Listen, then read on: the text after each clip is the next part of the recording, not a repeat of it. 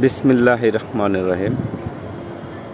আমি আজকে আলোচনা করব হচ্ছে সমসাময়িক একটি নিউজ দেখলাম যে একজন সুইপার তিনি গড়ি হাতে দেখে একজন ভদ্রলোক মন্তব্য করেছেন, সুইপাররা গড়ি হাতে দেয় দেখে আমি ঘড়ি হাতে দেয়া ছেড়ে দিয়েছি।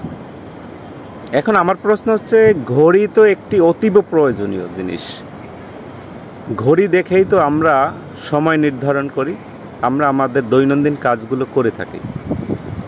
তো ঘড়ি হাতে দিতে হবে এজন্য যে আমাদের অনেক শিক্ষিত হতে হবে, অনেক টাকা পয়সার মালিক হতে হবে, এইটা তো আমার বোধগম্য নয়। ঘড়ি তো যে কেউ হাতে দিতে পারেন, রিক্সাওয়ালা, সুইপার, মুচি, চামার, ভদ্রলোক, শিক্ষিত, অশিক্ষিত সকলেরই ঘড়ির প্রয়োজন।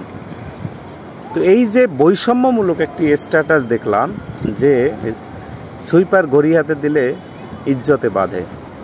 আচ্ছা, আমার প্রশ্ন হচ্ছে, সুইপার কি ঘড়ি হাতে দিতে পারবে না? আর সুইপার ঘড়ি হাতে দেয় দেখে উনি ঘড়ি হাতে দেয়া ছেড়ে দিয়েছেন।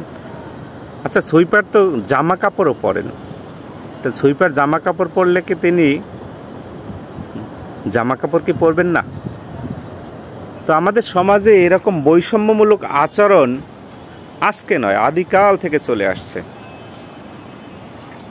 যেমন ধরুন, একটা সময় ছিল, ব্রিটিশ পিরিয়ড থেকে দেখে ইতিহাস থেকে জানছি যে বড় লোকের ছেলেরা বা ধনীদের ছেলেরা বা জমিদারের ছেলেরা যা করবেন গরিবের ছেলেরা তা করতে পারবেন, বা প্রজাদের ছেলেরা তা করতে পারবেন না। তারা ভালো কাপড় পরবেন, প্রজাদের ছেলেরা সেটা পরতে পারবেন না। তারা ভালো ঘর উঠাবেন, প্রজাদের ছেলেরা বা প্রজারা সেটা করতে পারবেন না। এটা তো ভাই ব্রিটিশ পিরিয়ডে ছিল। আজকে 2024 সাল, এই সময় এসে তো এগুলো চলবে না। এখন তো সেই সময়টা নেই যে ভুলভাল বুঝাবেন আর মেনে নেবে জনগণ, সেইটা সময় তো এখন নয়। এখন আধুনিক যুগ, মানুষ শিক্ষিত হয়েছে, মানুষ বুঝতে শিখেছে ভালো মন্দ, অর্থনৈতিকভাবে স্বাবলম্বী হয়েছে সবাই। এখন তো যে যার মতো করেই চলবে। একজন ঘড়ি হাতে দিল কি দিল না সেইটা দেখে আমার চলতে হবে, এটা তো কথা না রে ভাই। এই বৈষম্য তো আমাদেরকে ছাড়তে হবে। আমরা কবে মানুষ হব? আমরা এই বৈষম্যগুলোকে কবে দূর করতে পারবো আমাদের সমাজ থেকে?